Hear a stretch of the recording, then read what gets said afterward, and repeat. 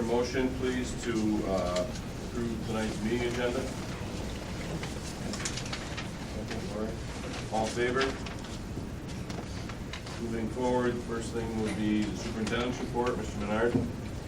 Yes, we have quite a bit to announce today. First of all, congratulations to the honor roll of athletes. Elena Aria, gymnastics, first team all-league. These are all first team all-leagues. Bethany Cripps, gymnastics.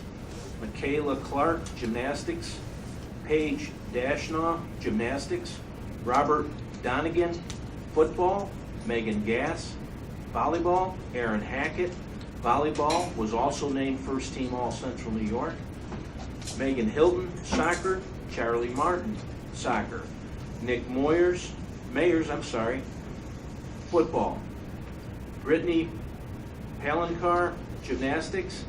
Desdi Pledger, volleyball, also co-player of the year, first team All-Central New York. Alex Ransom, football. Austin Schuster, football. And Lizzie Straub in volleyball. Congratulations, first team all-league athletes. Second team all-league, Jordan Concolino, soccer. Chad Dunham, cross country. Devin Edwards, football. Sarah Bernstein, tennis. Dominic Godisi, football. Eva Cohane, volleyball. Sean Kuhn, cross country, also named first team All-Central New York. Emily Lewis, soccer. Brianna Grimes, tennis. Ryan McCarthy, golf. Cassie Owens, volleyball. Jojo Ranieri, football. Kyle Robinson, volleyball. Nick Romano, golf. Carissa Rowland, soccer. Tyler Stassi, football. Congratulations, second team all-league. Allison Panditch of Constantia, 2013 graduate of Paul B. Moore High School, sophomore majoring in communications at the Clarkson University, has received the H. Douglas Sarah Barkley Endowed Scholarship during the 2014-15 academic year. Congratulations. A big thank you to the staff at the Education Center. During the month of November, they donated food items and monetary donations to the Brewerton Community Food Pantry for Thanksgiving dinners. Paul B. Moore High School Math Department has sent home resource books for all students taking Common Core Algebra. The Algebra Common Core Made Easy book, as I said, has been distributed. This textbook that should be left at home to help students and parents with Common Core math homework. It will be returned to school at the end of the school year. Last and certainly not least, last week I attended an advocacy workshop on Thursday evening at the Marcellus High School, sponsored by the Central New York School Board Association. I received some valuable information which contained what other districts are doing in the areas of advocating for the elimination of the gap elimination adjustment. I will be contacting individuals in my parent advisory council, and we will move forward in this area, and I'll keep the board and public informed. Thank you. Thank you, Mr. Menard. Moving on to item E, reports to the Board of Education. Mr. Brissette, would you like to introduce tonight's presenter, please? Good evening. Our last construction project was completed in 2010. It's been years since we did a project, and at least 2 more before we were able to start another. All of our buildings and departments need something. The net zero projects are a great way to upgrade the buildings with minimal cost to the district. Since our last construction project, we have made several accomplishments. We have used 3 avenues for upgrading our buildings. We've used the net zero project, the Smart Watt Energy Program, the National Grid, and utilize performance assurance money through our existing energy performance contract. Our main focus has been energy savings. I'd like to share with you some of the accomplishments we've made since our last construction project. The district.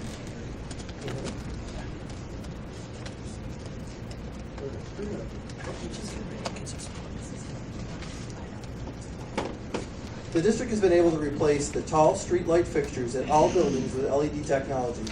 The wall packs on the exterior of the Transportation Center, Middle School, Brewerton, A. Holt, Cleveland, and Hastings were replaced with LED fixtures. 42 high bay lights in the garage area at the transportation center were replaced with energy efficient fluorescent lighting. The gym lighting at Hastings Mallory, Millard Hawk, Cleveland Elementary, both gyms at the middle school and the high school have been replaced with energy efficient fluorescent lighting. We've added 17 exhaust fans to our energy management system so they do not run continuously. We have upgraded the air compressor at the high school so that it does not run continuously, and we have commissioned the pneumatic system at the high school. Please keep in mind that National Grid paid for 60% of the cost of the upgrades accomplished through the Smart Watt program. We received incentive checks for the work we completed through the Net Zero project and the utilization of the performance assurance money from our existing energy performance contract. These energy efficient upgrades have contributed to 3 EPA Energy Star Awards we received in 2013. I'm very proud of the accomplishments we have made as a district, and this could not have been accomplished without the support of the Board of Education, Superintendent, and Administrative staff. This leads me to the proposal that we presented tonight. During the annual Superintendent of Buildings and Grounds Conference, Carl Thuneau from the State Education Department promotes the utilization of these $100,000 energy projects. 2 years ago, we put an ad in the paper to receive proposals for the energy performance work. C&S companies were selected to be the energy performance company. The proposal that was sent was for the Phase 1 project with the option of renewal for up to 5 years. The State Education Department has made it possible for districts to upgrade buildings in relation to energy. These energy projects are limited to $100,000 or less each year. The projects are reviewed and approved by the State Education Department, just like capital construction work. The beauty of these projects is that we receive our aid rate the following year on the money that was spent. We receive incentive money from our energy provider, and we save energy. I had the pleasure of working with Jim Alcott from C&S Companies through the Phase 1 and Phase 2 projects. Together we have developed a Phase 3 project. At this point, I would like to introduce Jim Alcott from C&S. He will walk us through the accomplishments in Phase 1 and 2 and the opportunity developed for Phase 3. Thank you. Good evening. Good to see you all again. So just wanted to walk you through the Phase 1, Phase 2, just to kind of refresh where we've been and where we're proposing to go next for you. The first phase really involved the control system here at the high school. It's a pneumatic system that uses air to close valves and dampers. And what was going on in retrospect, we've determined, is that there were a lot of leaks in the air tubes, and we determined that the compressor was undersized to be able to push when it needed to push at its maximum when the school would close. We also changed out the programming around two 30 horsepower pumps so they would rotate on and off, turn off when they're not being used, and then finally address some exterior LED lights that we had for the money that was left. The Phase 2, we switched over to the middle school, mostly attacking the LED lights in this case, exterior fixtures, and then we also purchased a new air compressor for this building, which was the one that was identified as being deficient during the Phase 1 investigation. This was what we were confronted with for Phase 1. Paul asked us to come back through and do some monitoring of the buildings to see how they're performing based on what we saw. The English room there, what we saw is that after hours, it would actually get warmer in the spaces, and that's because the valves did not have enough pressure on the air side to close the valves. So the fin tube would remain on when the heat pumps, the units that provided ventilation, when the ventilation units dropped off, the fin tube would raise the room temperature, and they were actually using more heat in the evening than during the day. The graph to the right there on the bottom is the exact same room and how it's performing now, where it's higher temperatures during the day, and then it works to settle itself off. Another area I just wanted to highlight real quickly was the cafeteria. It had a similar profile where it was actually decreasing in temperature during occupied periods and then increasing in the evening. You can see the graph there. I assume that initial burst of heat is related to the cooking of the lunches, or eating of the lunches, and then it kind of drops down and fades off at the end of the day. So much better characteristics in these graphs now on these spaces. What we're here to present to you today for your consideration is what we're terming as phase 3. LED lights are a significant advancement in energy conservation. They're really taking off on, it was exterior, now it's moved interior. The interior, because of these lights' functionality, their ability to dim from 0 to 10, to react immediately to people coming within their vicinity. There's a whole new range of control options that are accompanying these lights, and that's what we're proposing for you today. This is a building outline. I know it's very difficult to see, but I wanted to take you up to 30,000 foot level. So that's McGraw Elementary School, and you can see that every one of those dots is actually a light. So every light becomes IP addressable.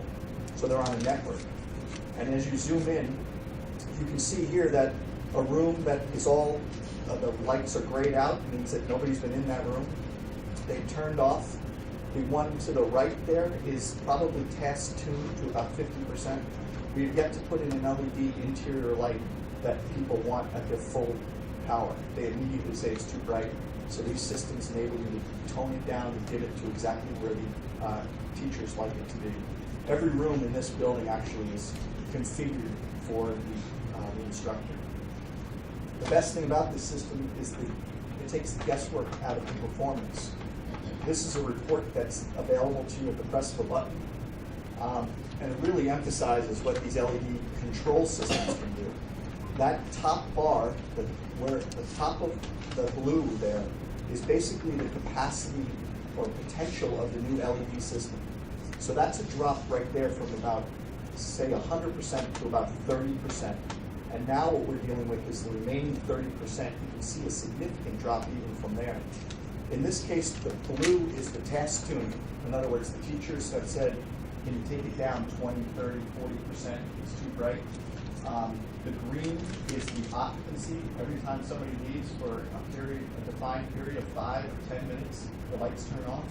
And the slim yellow you can barely see there is the reaction to daylight. When the sun comes out on the rooms with exterior windows, the system actually reacts and maintains the same foot candle reading on the desk that's required by SED. So that remaining maroon or orange is what you're left with.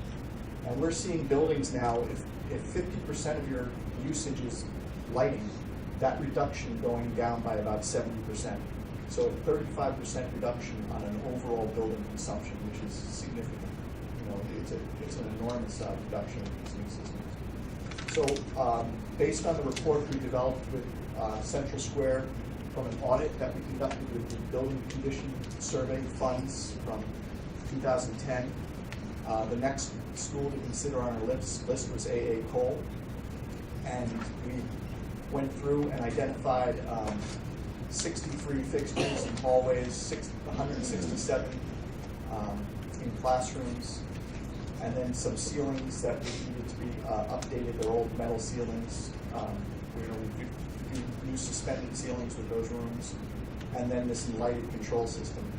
I think what you'll see is once the teachers report back to you on the learning environment, not just the energy savings, but a smart board like this, you can tell those 2 lights to dim in this presentation, and all these to react in a way that is prescribed.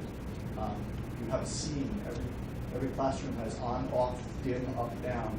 But then they have 3 scenes that they can customize. You can have a smart board scene where the lights by the smart board turn off and every other light goes to, say, 40%. You can have a reading scene where the lights go up to 80%. You can have a different type of scene where they dim to a 20, 30%, all depending and customizable, whatever the teacher wants. We have these systems in gymnasiums where they leave the corners on during dances at 20% to keep, this at light in every place for safety. And then during game day, they bring everything up to 100%. During gyms, they set it at, just for regular PE classes, they're at 80%. So project cost for this one is right at the cap. We pushed it as far as we could up to the $100,000 limit. There's no change orders allowed in this program. We can't, if it's $101,000, it's a completely different vehicle to SED, so we have to guarantee that cost basically. SED, the estimated reimbursement for this immediately upon July 1, you can submit for reimbursement, would be $85,000. The project saves $6,000, and we estimate the incentive will go out $4,000. So if we added this project to the list, we had year one, $95,000 cost, $80,000 SED funding, $25,000 in savings. That was a big year.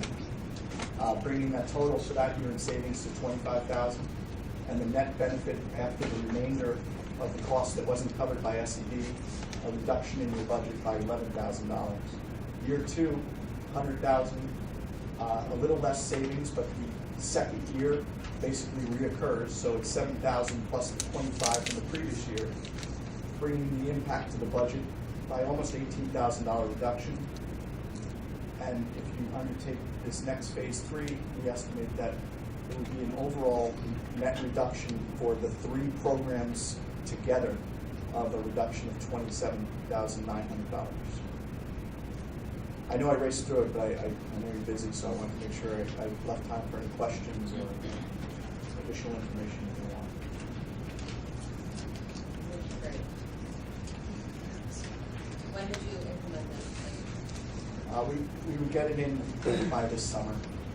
We have to go through SED, yes. Over the summer, you will do it as well as student route, teacher route? Yeah, looks like we'll start in June. And then it'd be done before school started? Yes. As well?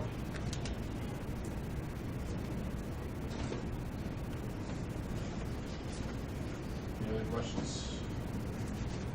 Is there training with it, or just call them when you use it? We commission and train. It's trade, yeah. It's really, it's very user-friendly, but only Paul and his team would need to get into the system. The teachers, they really want you to set them up. It's just a wall switch for them. They don't get into the system.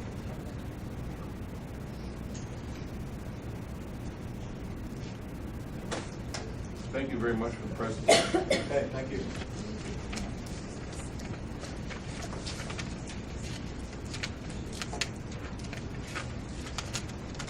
Next item on the agenda is open and board forum. There are no blue cards, so is there anybody on the board that has something they'd like to bring up at this time? I do. I promised to bring this up. I'd like Joe to answer what our plan is on snow removal in the future. We had a problem with the last storm, apparently with equipment and whatever, and some communication issues. Have we developed some sort of program that's going to eliminate? Absolutely, absolutely. Our plan right now with any type of snow removal, snow day, delay, day begins about 4 o'clock, 4:15. Communication is between Mr. Edick and myself, and also some other area superintendents. Then when we look at whether or not the snow, can we be prepared for the start of school, we contact Mr. Brissette, which we did. The problem was, as I stated in the email, is that we had some equipment break down, and we have fixed that, and we will continue our communications. I'd rather err on the side of safety if we do need to delay. My question is, in item H2, we're selling off 2 old pieces of equipment. Are they completely useless to us? And that we can't have them in reserve? I mean, there's no real monetary value in a 97 and a 99 truck if we're gonna get at auction, but if they had a plow on them or something, we could still use them. When Central Square gets rid of a vehicle, trust me, it's not what we done. Well, I understand, it's old like that, but, you know, we had an issue with the storm clearing our school grounds. And we had all our employees coming in, and it was a problem. And I just don't want to see it happen again. Is it equipment that we fixed? Are we going to be prepared for the next storm? And we're not going to have this discussion at the board again? You know, are the grounds going to be clear by the time of school, or are we going to Yes. have what? That's- That's basically what we're coming down to. Yeah, and that's what we will have. And I don't think it's just our employees we're worried about, like, I heard from the middle school that there was a mess there with, like, parents trying to get in the buses, the parents were in, they couldn't have the parking, it wasn't cleaned out. We got kids getting out, walking across the parking lot, and it is a big safety thing, and I'd really rather err on the side of, like, listen, we delay, or we are ready, we've checked everything, like, I'm kind of with Andy, what's plan B if that happens again? Call and say we're delaying. I have a question in regards to that too. You have a municipal contract with the town. Why can't we have them help? It's like plowing. I don't understand why that isn't part of, or even possibility of, like having the town come through a plow. They come through there anyway, and they come by my house. It's not difficult to go around Miller Park Circle. The towns will assist by need help standing or something like that, but they have their work to do. One of the concerns, I didn't have the guys on nights yet because of the amount of work we were doing. So now they're on nights, they'll be on from 11 to 7. We called them in early that morning. But we had, so we had a couple breakdowns, which put us back a little bit. But the guys are on 11 to 7 now, so we'll be monitoring it from 10:30 at night when they get in the building. But the towns, if I do ask the towns to stand, but they also have roads to plow. They're plowing about the same time we're plowing. Well, but my intent, Paul, and it's nothing thing, is to hold you and Joe's feet to the fire here. It is a safety issue, and nobody likes to receive the phone calls. We take the heat on this, and the story is it goes downhill. And you're getting some heat on this. When people call up, and you can't even hold the phone to your ear, I want you to be aware, both of you, that this is a problem. And I'd rather not discuss it again at a board meeting. I'd rather just come in and say, you did a great job. That didn't happen last. Okay. So, let's see. I will accept full responsibility, and it won't happen. I understand you, but you don't have a plow in front of your truck. I'm the responsible person. I'm the person, so Okay, I so accept I'm full just, responsibility. Joe will fall on his sword for everybody here, Well, we'll take that. You shouldn't have to. I have a question a little bit to that whole point. So we have people that come in from 11 o'clock at night, that's their shift, 11 to 7, I'm assuming, right? If it's storming, you're gonna call them in, they're on that night shift? Depending on when the weather breaks for us, usually for any time from Thanksgiving to the first of the year, we'll put them from 10:30 at night to 7 in the morning. Like shift work? They have 4 guys that stay on that shift, and then if they don't feel that they can handle it, then they contact us. We call maintenance guys in. That would normally come in like at 7, you have them come in like at 4 or They something? might come in at 4, and we're gonna piece of equipment out. The biggest problem we have is when the snow comes at 5 or 6 o'clock in the morning. I have no control of it. I can't control the weather. So those guys that are working that shift, so are they in the buildings cleaning per se? No, they're just home on call? No, the people that are from 10:30 to 7 are actually working here.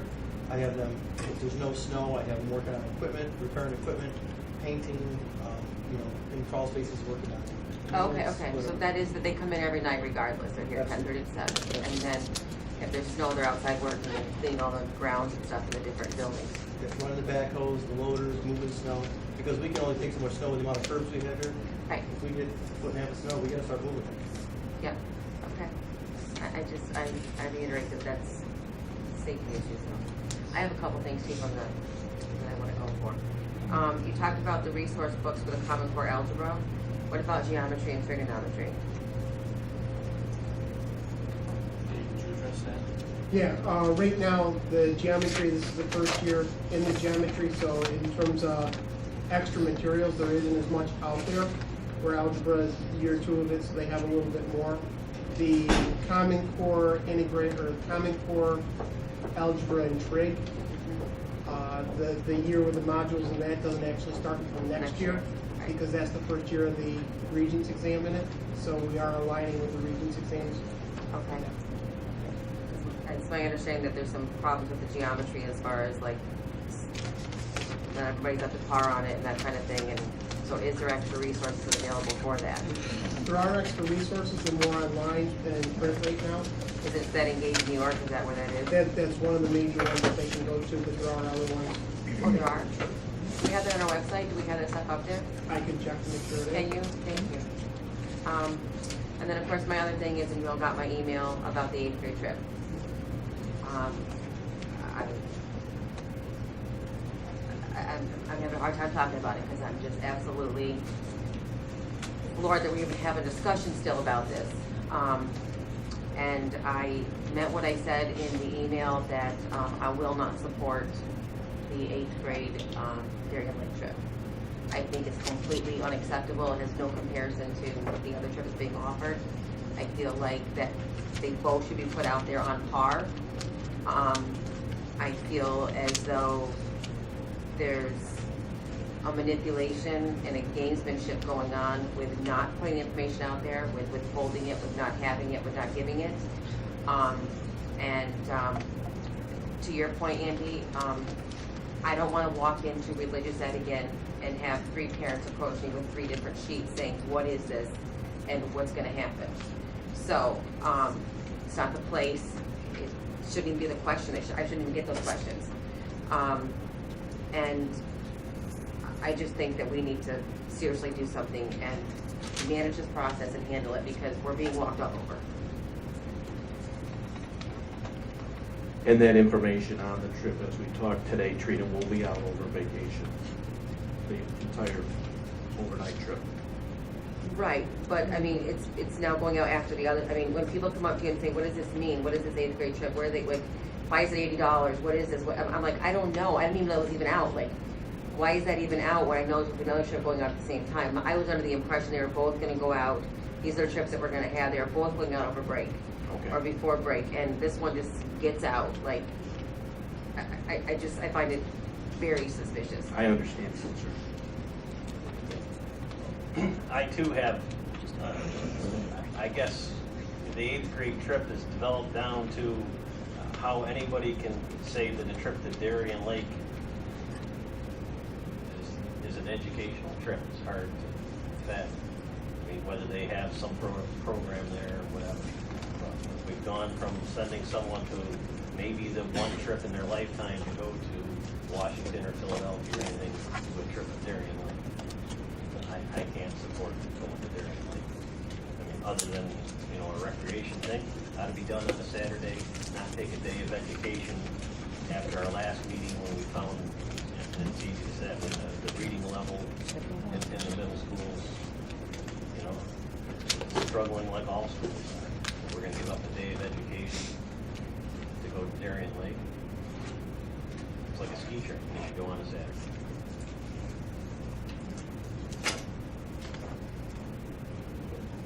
Yeah, I would like to find out the process for all of the trips that the schools were doing.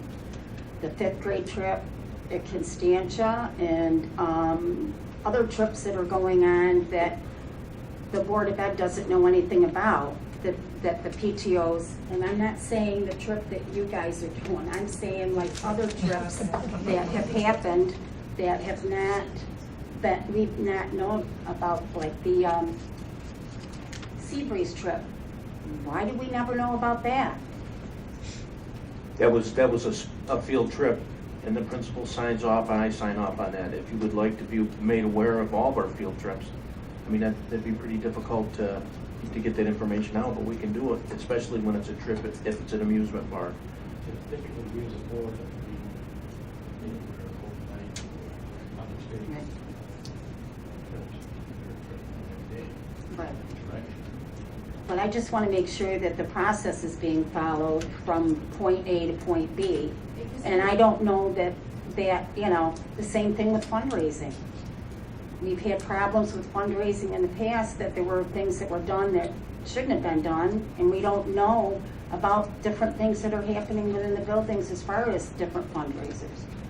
There used to, there's 2 points there. There used to be a calendar, and I think we have a district-wide calendar that I see every day that says events that are going on. I don't know that it's difficult to say the kindergarten trip's going to wherever. I mean, I don't think it's, maybe it's not supposed to be, maybe it's a security issue, I don't know. But the other part of that is, it goes back to the point that it's going to this 8th grade trip.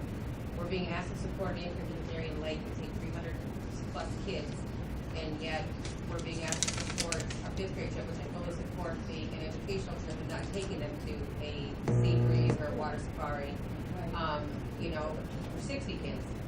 I myself, I think it's probably easier to manage 60 5th graders than 300 8th graders, but that's just, you know, I want to be the one. But my point being, we have all this inconsistency, and I get that for some reason it's okay to do that, but we don't have any policy to stand behind it. Like, everything is on a case-by-case basis, and I don't feel like I can support anything that someone asks me, should we or shouldn't we do this?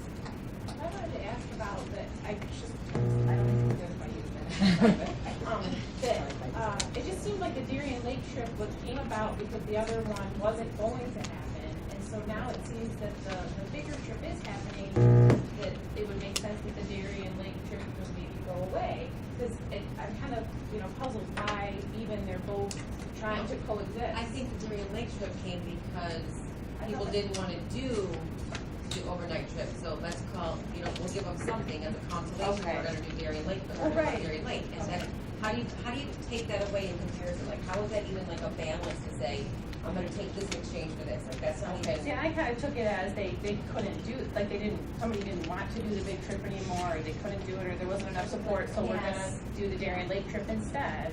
It's easy. Right, but now they are doing the bigger trip, so why? Well, only because Joe said you're going to Well, do either both. way though, okay. So now it's like, well, let's make the parents choose, and the students choose between, we're gonna offer both. It just Well- seems like if it was available because the other one wasn't, now it is, so it's not necessary, I guess. That seems to be how I would look at it, I guess. So I'm surprised that they're both now being offered. I'm concerned with if we only have 100 kids that wanna go on the big trip because of the cost, it could end up being like $500 a kid for a weekend. And then nobody goes, and then Right. they get exactly what everybody wanted with no trip to begin with. because And we it's all not- go to Darien Lake. Well, I'm not going to Darien Lake. I said I was chaperoning going to DC, but I'm not going to Darien Lake.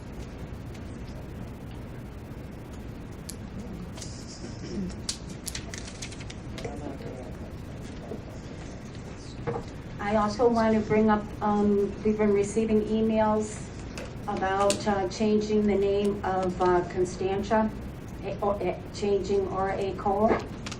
And I want to go on record that I'm not in favor of it. I can see that if the name of the building was Constantia Elementary, it would be one thing, but it was named after an individual who was very prominent and very caring woman that has been in the district forever.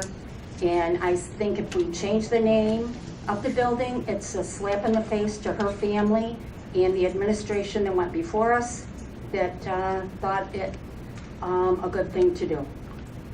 Well, to that point, I know that the intent is to keep the name Aurora A. Cole even at the beginning of it. I mean, the conversation I had with the PTO officers and Mr. Smolnik was that it would be Aurora A. Cole North Shore Elementary. So she would still absolutely be a part of the name, even the most prominent part of the name. And that I guess I don't understand how keeping it her name is an insult when it still would be a part of the name. Why does the name have to be changed? Period. Well, there are many people in the community that support the idea. I think I also know a lot of people that live in this community that were here when she was here, and a lot of employees from Constantia, from AA Cole, that are outraged by any thought of changing the name. I hope they'll come and do a They book card will, and share their opinion. and her family will be here at the January meeting also. Okay, well, as I said, I just think it's important to point out that no one is looking to take anything away from her, and that her name would still be included in the name of the building. But I'm asking you why? Why does it need to be changed at all? I don't think I have to give you that answer. I'm, just like you, one of many, and I represent the interests of the people, and I don't This owe has you an nothing to do, explanation. and this has nothing to do about the children, I just want to add that. Well, I don't think that you can say that for the children, just like I don't think I can give the argument either. I don't think you should be speaking for 397 children, whether or not it would affect them. I have my own answer, I know the answer.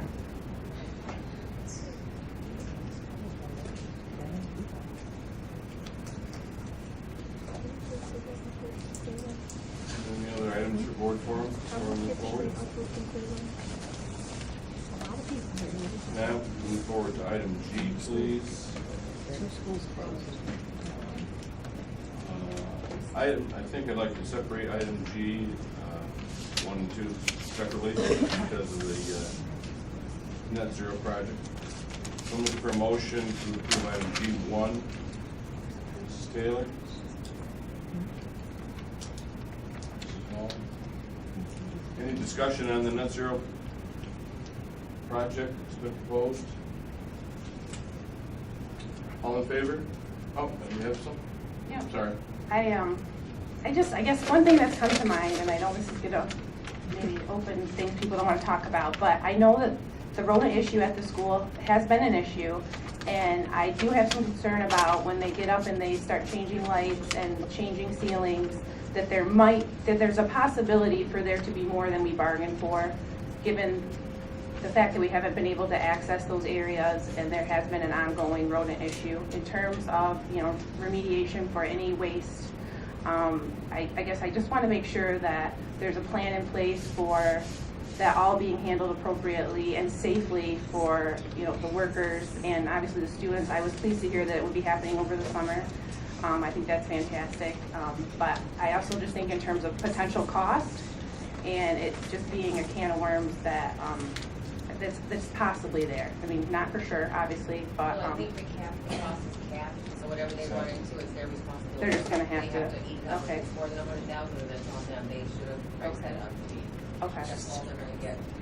So Okay. They had paid, otherwise we would have to get the project. Okay, I just know anytime I do anything in my house, it's always more than I expected. And in this case, we kind of have a little bit of an idea of what it might be, so I just wanted to put that out there. Paul, when they went look at the building, do they try to look in as much of, like, above the, where the ceiling fixtures and things like that? I mean, do they, or is it they just go out? They basically, we went around counter fixtures is what they did. The 4 classrooms that will be getting the ceilings removed and new ceilings installed, those whole ceilings will be coming down. And of course, the rooms will be empty when that happens. They'll be out. And if they do run into something that they don't anticipate, again, it's still their cost. Their workers- This is cap, they guarantee to do it for $100,000. Their workers will, they've been trained in personal protective equipment, so they know exactly what they need to wear if they sense an issue. And it's even better, it's their workers, so if something It's their happens, it workers, goes wrong. absolutely. They're It's all insurance. subcontracted out. Any other discussion? Okay, I'm sorry, we all in favor, please? Thank you. Looking for a motion to approve item G2, approval of an overnight student trip. Ms. Wood, second.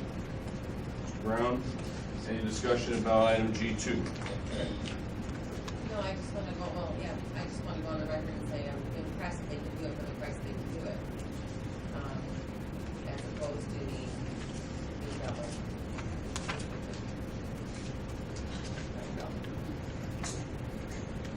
Any other discussion? All in favor of item G2? Thank you. Moving on to item H, consent agenda. Looking for a motion to approve the entire item H, consent agenda. Mr. Brown, Mr. Wood, discussion on the consent agenda.